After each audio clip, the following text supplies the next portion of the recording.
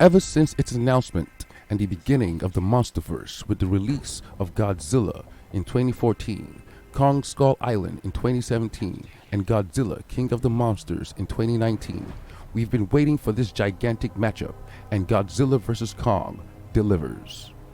Godzilla vs. Kong is the best movie to come out of the Monsterverse, easily surpassing its predecessors in story and spectacle.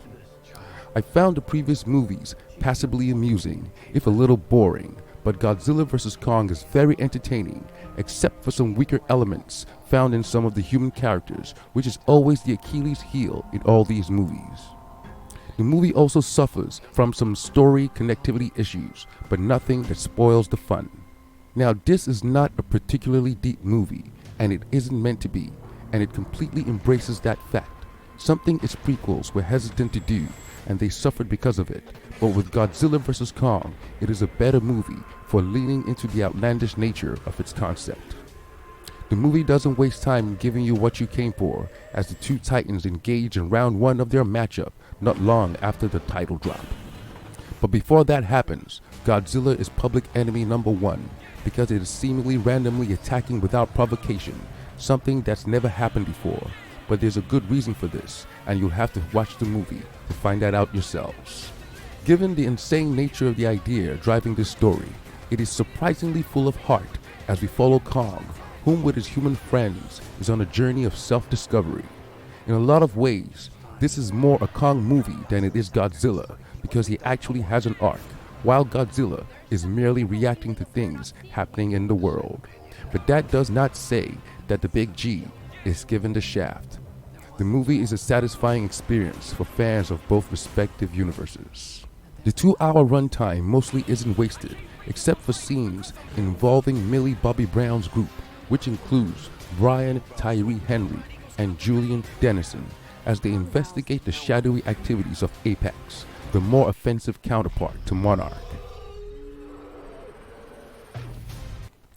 Gojira, he is subscribed. Ghidorah, he is subscribed. So why don't you just do the same thing and hit that subscribe button? Tell all your friends about my latest review. I've got a spoiler review coming up. Okay, I'll stop now. Hit that like button, subscribe. Thanks, guys. Peace. Millie's character, as well as her father, played by Kyle Chandler, also served to connect this movie to the others, but she has a lot more to do than he does. There are some interesting enough human characters, like Brian Tyree Henry, who's hilarious as an obsessed conspiracy theorist, and Kaylee Huddle as the little girl that can communicate with Kong. She does a great job of giving the movie a lot of heart. Millie Bobby Brown is a very charismatic actor, but there's some narrative dissonance with her role. The other characters are more like props than anything else. Except for Shin Godzilla, I've always found the human element of these movies to be by far the weakest, an issue that this movie doesn't escape from, but it handles their contributions better than its younger siblings. And the human characters are there to help the audience make sense of the chaos and put the epic Titan brawls into context, narratively speaking. Which is a tough sell, because how can anyone make sense of why two giant monsters show up and start fighting?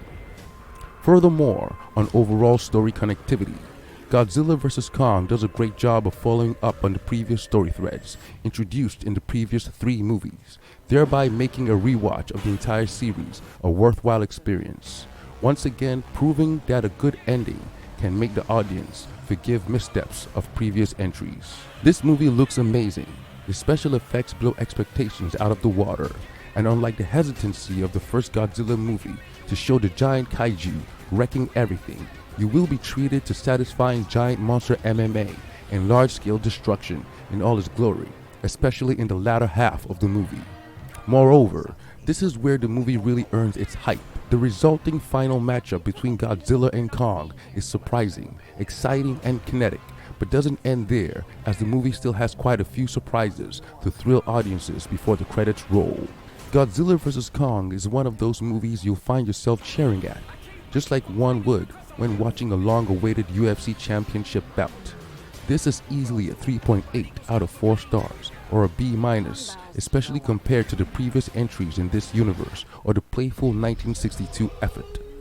In summary, Godzilla vs. Kong is a satisfying climax to the MonsterVerse, but it lags in certain places, has some dissonance in the way certain characters interact or never interact, and also has quite a few characters that are completely wasted, but none of this ruined the experience, and ultimately, you will have a fun time.